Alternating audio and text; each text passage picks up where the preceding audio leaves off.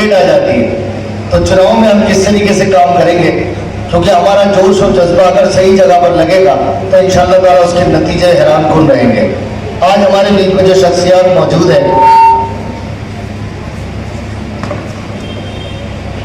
करते हैं हम उस शख्सियत के हुजूर चलते हैं कि जिन्हें 12 सुनने का मौका मिल रहा है, और वो मुश्तरका तौर पर सियासी सरगर्मियों का वो नाम है जो मुंबई से गालिबन 500-550 किलोमीटर की दूरी तय करते हुए हमारे आपकी दर्द की दवा बनने के लिए आए हैं। तो मैं अनिस कुरैशी साहब को सुन रहा था तो किसी शख्स ने बड़ा खूबसूरत उन्हें कहा कि आप उस मिल्लत पे मेहनत कर रहे हैं कि जिसके बारे में ये कहा जा सकता है कि मुद्दत से यूं ही कच्चे मकानों पे खड़ी है, तहजीब तबाही के दहानों पे खड़ी है, बदला था कभी जिसने ज़माने का मुकद्दर, वो कौन नजूमी की दुकानों पे खड़ी है। तो आली जनाब अनिस कुरैशी साहब ने इस शेर के साथ उसे बोला कि खुदा का नाम लेकर हाथ को पतवार करते हैं कि हम कश्ती नहीं घोड़ों से दरिया पार करते हैं। 100 तालियों से इस्तेमाल करें आप इनका।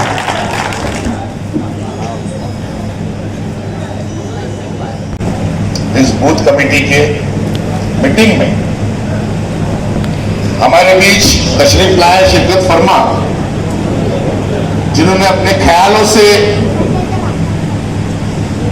एक अपील आप लोगों के बीच की।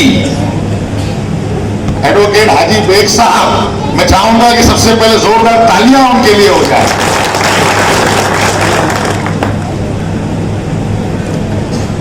इस मीटिंग में शिरकत फरमा काकू भाई, रियाज भाई, एजाज बाबा, हलीम भाई, कादर भाई, आरिफ भाई, सादिक भाई, इमरान भाई, मुस्तफा हाजी साहब, रहमान भाई, इनामुद्दीन भाई, महमूद दादा, सईद भाई, छोटू भाई, गुड्डू भाई, चंदू भाई, मुबारक भाई, और जिसकी बेहतरीन निजामत हर वक्त जो महफिल में जान डाल देती है, क़यामुद्दीन साहब, जो हमेशा अपने अशारों से हौसला अफजाई करते हैं।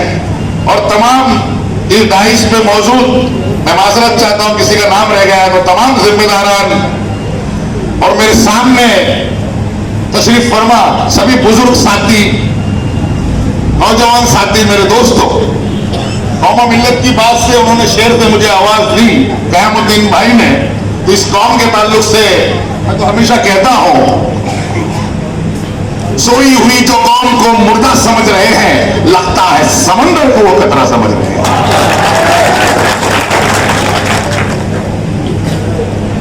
तो आज ये कौम एक समंदर के मानवी है। अपने आप को ना कभी हम कमजोर समझते हैं और ना कम कमजोर होंगे इंशाअल्लाह, जब तक के ईमान की दौलत हमारे दिलों में महफूज रहेगी। मेरे साथियों,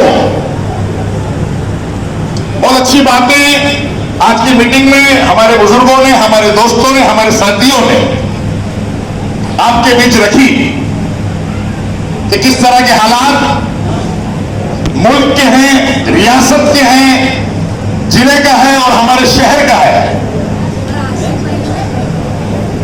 ये इलेक्शन, ये चुनाव कोई आम चुनाव नहीं है। मैं बार बार हमेशा कह रहा हूं कि ये रियासत का, हुकूमत का चुनाव है, और ये हुकूमत आपके लिए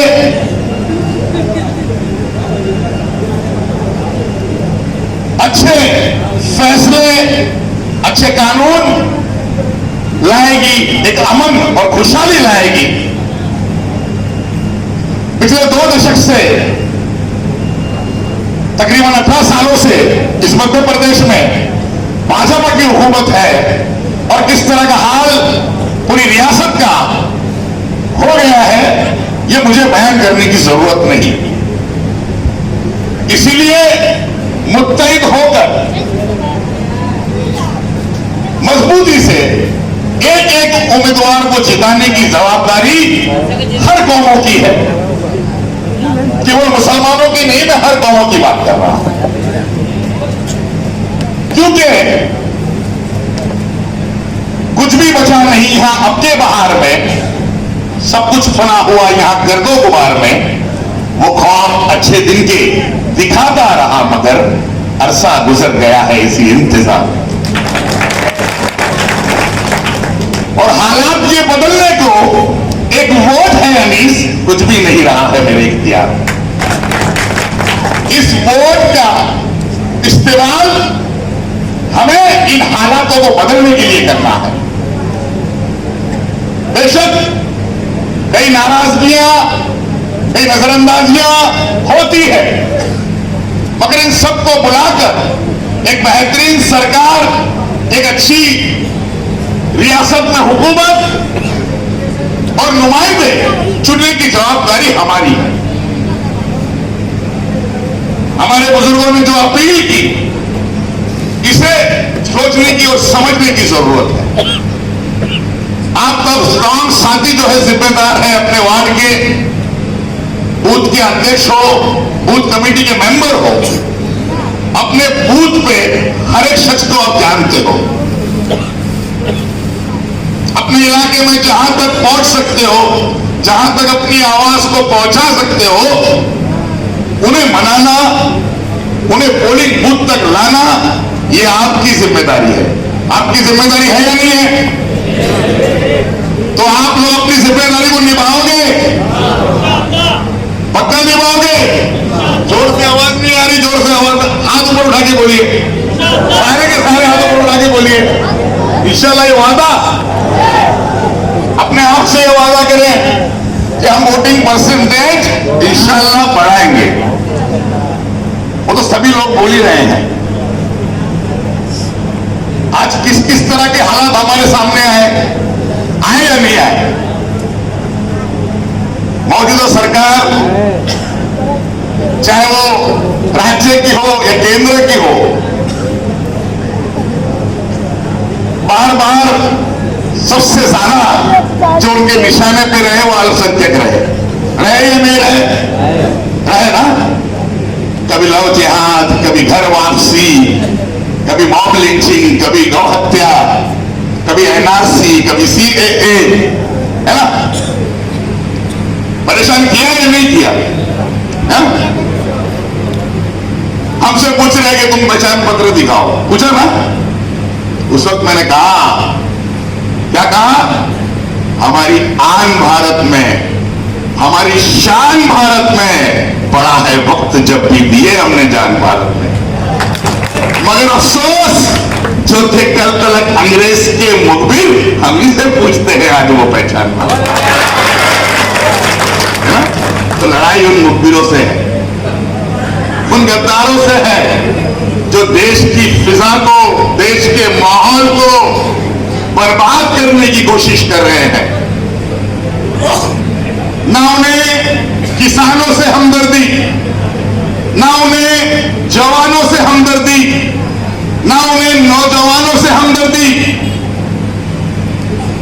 ये देश में किन लोगों के लिए काम कर रहे हैं? सिर्फ चुनिंदा 2-4, और अक्सरियत में तो हम देखते हैं 2 हम 2 हमारे 2, यही चल रहा है? एक एक चीज प्राइवेटाइजेशन कर रहे हैं, एक एक चीज बेच रहे हैं। लोग पूछ रहे हैं कांग्रेस ने क्या किया? अरे 70 साल में जो कांग्रेस ने बुनियादें खड़ी की, उसी को बेचने का काम ये दोनों कर रहे हैं या नहीं कर रहे हैं? हाँ? एक तरफ तो कहते हैं कि मैं देश नहीं बिकने दूंगा, प्रधानमंत्री जी ने बड़ी बात कही थी कि मैं देश नहीं बिकने दूंगा, मगर कुछ दिन बाद देखा कि हमारा इतिहास का धरोहर, आजादी की आन बान शान, जिसपे पहली बार जब तिरंगा लहराया, वो लाल किला, वो भी निजी हाथों में सौंप दिया। और उस वक्त मैंने कहा कि लाल किला भारत की जो है शान गिरवी रख दिया, उसने तिरंगे झंडे का भी मान गिरवी रख दिया। और किसने कहा महफूज है अब देश उसके हाथ में? देश के चौकीदार ने ईमान गिरवी रख दिया।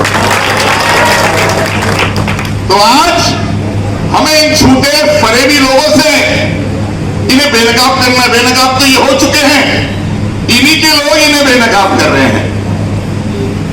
इन्हीं के लोग मीन्स नाम लेके कह रहा हूं, सत्यपाल मलिक जो गवर्नर थे, उनके बयानों को आप सुनिए, किस तरह घिनौना चेहरा भाजपा का लोगों के सामने लाके रख दिया है।